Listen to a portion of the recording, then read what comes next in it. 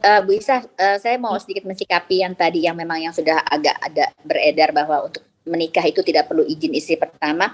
Itu mungkin kalau kita lihat dari sisi itu ya mungkin betul kali Bu ya. Tapi kan syarat nikah itu kan dia harus syiar, ya kan, harus menyiarkan supaya kalau nanti misalnya dari istri pertama punya anak, dari istri kedua punya anak kan jangan sampai terjadi perkawinan di antara anak-anak mereka kan. Iya, Itu sebenarnya sih bukan soal izin dari istri kedua. Dari izin dari istri pertama, tapi memang syarat nikah itu memang harus terbuka, memang harus dari awal memang harus memberitahukan kepada istri pertama bahwa saya mau menikah.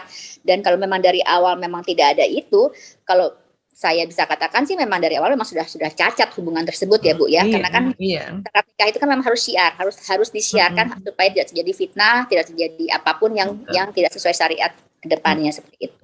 Iya, itu benar banget. Makanya kan supaya disiarkan harus disiapkan ini.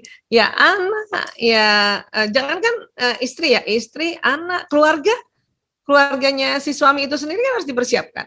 Ya, tanggung jawab suami itu kepada walinya si istri pertama gimana? Ya kan tadi kan Bu Isa menekankan bahwa bukan hanya kalau mau menikah lagi bukan hanya dia harus cerita sama si istrinya, tapi kan dia ada wali. Itu kan istri pertama kan nggak asal-asalan dinikahin, ya kan, ada wali, ngomong sama wali gitu, ya kan. Nah inilah yang kadang-kadang sering terjadi, ya akhirnya ngumpet-ngumpet, dan itu tadi akhirnya ke depannya tambah cacat, dalam artian hubungan interaksi tambah cacat. Kalau nanti dia ada anak, ya kan, anak menikah lagi dengan anak pertamanya, waduh, udah kayak sinetron banget itu nanti jadinya, ya. Jadi ya itu tadilah banyak belajar lagi ya, karena kadang-kadang selalu di atas namakan mengikuti Nabi gitu kan. Padahal kan itu masalah poligami itu kan ada banyak syarat itu, banyak banget syaratnya. Ulama sendiri udah bilang kok itu ada banyak syarat. Ya, saya kira gitu, Mbak Vera, Mbak Ai. Ya, baik. Mbak Fe, kita gimana kalau beralih ke yang raise hand? Di sini sudah banyak. Ya, boleh. Mungkin ini jadi pertanyaan terakhir kali ya Mbak Ai ya. Karena kita betul. Ini sudah rasa ya, udah hampir setengah 12, kirain masih 20. Hampir setengah 12. Kayaknya mungkin nanti Q&A Rumil bisa 3 hari 3 malam. Bisa. Insya Allah. Yang raise hand kita ambil langsung 2 saja gimana ya? Ya, boleh. Tapi kami mohon yang bertanya, mohon waktunya dipersingkat. Kalau bisa 1 menit saja. Kita curhat 1 menit. Sulit ya. Ibu Nur Rahma dari Surabaya. Satu lagi Mbak Fi, silakan pilih. Mbak Ai aja. Saya aja. Ya. Ibu Ita Masita, ya silakan. Dari Ibu Nur Rahma dulu, silakan. Ya, Ibu Nur, silakan untuk dibuka mic-nya. Mikrofonnya untuk dibuka. Mikrofonnya belum dibuka. Bu Nur Rahma Surabaya, mungkin Anda boleh co-host atau host bantu. Oh, udah dibantuin. Sekarang sudah dibuka oleh co-host, boleh. Nah, ya, silakan Ibu Nur. Assalamualaikum. Waalaikumsalam warahmatullahi wabarakatuh. Ya, Bu Aisyah, saya ingin bertanya. Sudah sebulan ini kan saya dicuekin sama suami saya. Ya karena suami saya kecewa sama saya. Saya udah 6 tahun nikah sama dia. Kita LDM selama ini. Terus ya waktu itu saya kurang mengerti lah bahasa ini kayak otaknya dia kayak gimana, mungkin kurang paham lah. Nah setelah ya dia diemin saya, terus ada teman saya yang nyaranin lihat kajian-kajiannya Bu Isa. Jadi saya kayak terbuka gitu. Oh ternyata dia itu seperti itu wataknya, terus maunya kayak gimana gitu. Nah, tapi mungkin ya komunikasi kami memang buruk. Nah, Mbak Nur Rahma di Surabaya, suami di mana? Ya, di Kediri. Berapa jam tuh dari Surabaya? 1 jam ya? 2 jam? 2 jam. Oh gitu. Ketemu per apa? Ketemu per apa? Per tiap sebulan sekali? Oh tiap weekend. Oke. Iya. Nah ya dia itu merasa kurang saya perhatikan. Terus kalau udah pulang itu kok respon saya kok nggak kayak aku udah capek-capek pulang tapi kamunya kok kayak gitu. Kata siapa? Terus kata suami saya. Nggak tanya maunya gimana? Pernah tanya nggak? Nah, ya. Mungkin saya belum ini lagi sih, belum ngomong lagi. Waktu itu sempat komunikasi kami itu diblok sama dia. Ya saya udah galau, bingung, sempat depresi juga, nggak tahu mesti gimana, nggak tahu minta tolong siapa. Sampai dia sendiri pun akhirnya mengajukan permohonan cerai ke pengadilan. Oh gitu. Udah sampai ke situ. Iya, kemarin baru didaftarkan. Padahal saya bilang kalau ayo kita selesaiin, aku masih mau, aku masih sayang sama kamu, tolong kasih kesempatan. Dia udah bener-bener nggak mau gitu. Saya bingung ya. Mbak Nur Rahma ada anak? Ada satu. Umurnya hampir 6 tahun. Laki-laki perempuan? Perempuan. Jadi suami udah nggak mau nih ceritanya? Iya Bu. Udah mediasi belum? Udah ketemu keluarga? Suami udah ketemu keluarganya Mbak Nur Rahma belum? Belum, ya kami sih, saya waktu itu sempat curhat ke bapak mertua saya, kan ibu mertua saya udah meninggal. Kata bapak sih, ya saya disuruh sabar, ya udah itu bagian dari perjalanan hidup, ya udah ikhlaskan aja, relakan, itu masalah kalian aja yang menyelesaikan, bapak nggak akan ikut campur. Terus waktu itu saya udah bilang juga ke ibu saya tinggal di rumah. Walinya Mbak Nur Rahma waktu menikah? Siapa? Ayah saya, tapi ayah saya sudah meninggal. Oh ya, selain ayah ada siapa? Ada paman laki-laki? Punya kakak laki-laki, cuman nggak di sini, di Jember. Nah itu si suami harus ngomong dulu tuh sama kakak laki-lakinya. Dengan seenak-enaknya dia begitu. Gitu. Ya, dia kayak apa? Dia itu kayak udah aku udah capek, aku tuh udah nggak mau lagi sama kamu.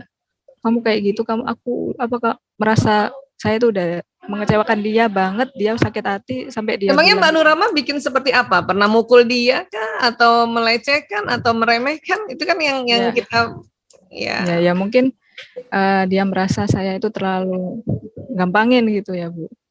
Ya memang sih saya akuin, saya ini ya gitu malas. Tapi ya saya mencoba lah Bu waktu itu. Oh, dia pengennya kayak gini ya wes apa, meskipun memang mungkin ya karena watak saya juga ya lamban gitu, tapi ya saya berusaha gimana sih caranya bikin kamu seneng, gimana caranya bikin kamu nggak marah sama aku, meskipun aku ya kadang sering mengulang-ulang kesalahanku, tapi kamu tetap sabar kok waktu itu. Ya dia memang wataknya itu ini banget sih Bu, egonya tinggi. Ya ceplas-ceplos gitu. Ya. Kalau ini sih, kalau secara saya perhatikan sih dia itu koleris melankolis ya. Iya. Koleris melankolis kan memang maunya target ya. Tapi menurut Bu Isa, dia harus bicara dulu dong dengan pihaknya Mbak Nur Rahma sebagai wakil dari walinya Mbak Nur Rahma. Itu harus dipertemukan, harus minta. Kita punya hak suruh suami untuk kalau emang kamu mau begini, ya kamu bicara sama keluarga saya, sama wali saya. Nah karena wali ayah udah nggak ada, dicarilah itu tadi, adakah paman laki-laki atau adakah kakek, adakah kakak atau adik lagi. Dia harus bicara, ya. Dia waktu minta Mbak Nur Rahma itu ijab kabul dengan wali, dan kalau dia mau mengembalikan ya harus bicara dong, ya. Ini bapak-bapak nih harus tahu nih, karena kadang-kadang suka meremehkan hal-hal kayak gitu. Disangkanya kalau istri udah jadi haknya itu dia otomatis akan menguasai semuanya ya. Tapi kan ini katanya mau pisah, ya kan? Nah, terus Mbak Nur Rahma sendiri apakah sudah istikharah? Sudah Bu, sudah insya Allah saya udah minta petunjuk sama Allah. Apa yang terasa? Apa yang terasa oleh Mbak Nur Rahma? Ya saya sih waktu itu mohon kalau memang saya kan masih ingin bertahan gitu. Mohon kayak dikasih kelapangan dada, terus dikasih kayak semangat atau gimana ya Bu bahasanya, saya bingung, pokoknya kayak kelegaan hati. Ya kamu memang harus seperti itu gitu. Ya. Insya Allah. Sekarang di titik mana Mbak Nur Rahma ini? Masih tetap ingin bertahan walaupun dia ingin berpisah, atau merasa sudahlah, kan kalau laki-laki yang punya keinginan untuk mentalak, ada di mana, titik mana ini Mbak Nur Rahma? Masih ingin bertahan sih Bu. Masih ingin bertahan ya, meskipun terakhir kali kemarin hari Minggu itu saya ketemu dia, saya udah bicara ya, mungkin saya salah bicara ya, agak neken dia sih juga sih Bu. Saya bilang Mas, aku minta tolong kasih aku kesempatan lagi. Terus dia bilang, udah, kamu tuh nggak paham, aku itu nggak mau lagi, aku Ya, nggak mau sudah. terima kamu. Ya, sudah, ya, udah ya. Nah, Mbak Nur Rahma kan udah mengajukan untuk menikah kesempatan dan dia nggak mau, ya, dan dia nggak mau, ya itu ya ini tadi kita udah harus ambil langkah berikutnya adalah tidak memaksa karena sudah berupaya ya. Ya, karena laki-laki kan punya merasa dia punya kuasa untuk langsung seperti ini gitu. Dan kadang-kadang kalau laki-laki sudah bilang sudah tidak mau, itu agak beda dengan kita perempuan. Kalau kita bilang perempuan sudah tidak mau, tetapi kita masih punya hati ya, punya rasa untuk nanti memperbaiki tidak mau kita, itu perempuan. Tapi kalau laki-laki udah bilang nggak mau, ya ini secara psikologis sudah mulai agak sulit nanti ini untuk mengambil dia punya rasa, punya cinta, dia punya ya kasih sayang kayak gitu. Cuman dia harus ketemu walinya Mbak Nur Rahma. Entah nanti di wali itu dia cuman bilang saya mau putuskan melepaskan istri ini, pokoknya minta itu dulu. Ya, minta itu dulu. Ya, adakah yang wali mau nggak mau walaupun misalnya jauh, tadi di mana walinya di Jember? Iya. Ya, itu harus ditemui itu ya, atau ketemu di tengah kan, di mana yang lebih memudahkan. Pokoknya itu dulu ya. Langkah itu nggak boleh diabaikan untuk ketemu walinya Mbak Nur Rahma ya. Kalau sudah sekali lagi Mbak Nur Rahma minta sama Allah ya ketetapan hati, ya, bilang sama Allah, ya Allah, karena Allah kan Maha mengetahui ya. Suamiku sudah bilang begini ya Allah. Ya, ini mohon ya petunjukmu lagi ya Allah. Ini saya harus bagaimana sehingga nanti seandainya pun benar-benar berpisah, Mbak Nur Rahma ya benar-benar mendapat kekuatan, Allah memberikan pertolongan, bahkan mungkin juga terbuka pintu rezekinya lebih besar lagi. Seperti itu. Ya, saya nggak mau berasumsi tentang suaminya Mbak Nur Rahma. Kenapa seperti itu? Karena memang LDM atau LDR ini paling sering resiko tertingginya kayak gini, paling sering. Ya, apakah di sana dia ada wanita lain atau enggak itu kita nggak bisa asumsikan. Tetapi kalau buat saya ya secara psikologis ya dan ada evidence base-nya. Kalau laki-laki yang sudah nggak mau, ini memang agak sulit lagi untuk kita merangkainya. Ya, tapi sekali lagi agar Mbak Nur Rahma benar-benar saat diambil keputusan dan tetap tegar, tangguh dan tetap merasa bahwa Allah lah segalanya, itulah sholat lagi. Ya, setelah tadi minta dia ketemu. Itu aja minta syaratnya. Saya minta syaratnya kamu ketemu wali saya. Kamu waktu nikah dengan saya ada wali. Kembalikan saya dengan wali. Itu ya. Ya, Bu. Ya. Ya. Okay. Dia sih sempat bilang gini Bu, ya kamu loh nggak berubah, ngapain aku ini sama kamu. Ya, itu orang ya yang sudah bilangin kita nggak berubah nggak apa, dia nggak ada matanya itu, mata hati nggak ada, ya, iya, dia kayak pohon pisang, cuman punya jantung nggak punya hati, pohon pisang. Padahal sebenarnya kolbu itu jantung sebetulnya. Ya, Mbak Nur ya. Ya, pokoknya Mbak Nur tetap sholat, tetap ingat Allah, tetap mohon kekuatan sehingga apapun dia mau apain Mbak Nur tetap punya pijakan, punya bergantungnya pada Allah, bukan pada laki-laki itu. Ya. Oke? Oke. Ya, karena udah kalau laki-laki udah ngomong kayak gitu, kita udah juga bujuk dia masih nggak mau, ya udah. Ya, kalau kata anak sekarang emang cuman dia laki-laki gitu ya. Gitu. Ya saya sih cuma ini aja sih, kasihan anak kami soalnya pasti kasihan siapapun. Anak kami pun itu ada gangguan ini sih, delay pertumbuhan juga Bu, masih butuh pasti. Tapi kan kita bisa lihat tuh seorang suami yang kayak gitu dia ketahuan banget mau melepaskan tanggung jawab kan. Dia bilangnya gini, aku udah nggak mau sama kamu, udah ya. Jangan paksa aku, biarkan nanti aku sayang lagi, aku cinta lagi, itu tumbuh lagi ya. Lihat aja nanti waktu kita proses itu kayak gimana. Kayak misalnya aku masih mau, ya udah kita lanjut. Kalau enggak ya udah. Tapi aku nggak akan. Itu laki-laki nggak tanggung jawab itu. Tapi aku nggak akan lupa kok sama anakku. Aku pasti akan bertanggung jawab sama dia karena aku nggak mau buat dia kecewa sama aku. Bilangnya gitu sih Bu, suami saya. Syukur kalau dia masih ngomong kayak gitu ya. kan di Islam itu ada tahap ya, tahap memisahkan tempat tidur dan sebagainya, nggak asal-asalan kan ambil keputusan ya. Jadi sekali lagi buat Bu Isa, tolong dia ketemu sama walinya Mbak Nur Rahma ya.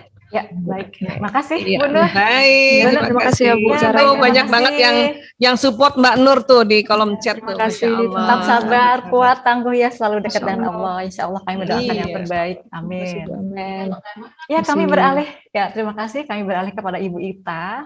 Ini satu yang terakhir, Ibu. Ini kalau Ini misalnya bonus. Mbak Ai, kalau ada Ya. bapak-bapak ya, boleh juga nih ngasih komen nih. Laki-laki kalau Iya. udah ngomong kayak gitu tuh maksudnya ada apa tuh? Silakan bapak-bapak, baik yang di Ada Zoom atau yang di bapak-bapak YouTube. Silakan, Iya, silakan karena komen. kan- Nanti kita bacakan. Iya, kan hanya pria yang mengerti pria juga kan kadang-kadang. Iya. Dan wanita Iya. hanya mengerti wanita. Iya, karena itulah makanya bisa kalau lagi mau ya dampingin ibu-ibu aja yang lebih banyak. Bapak-bapak Iya, biar dampingin oleh bapak-bapak. Baik. Kita cari, belum ada yang komen laki-laki, Bu. Baik.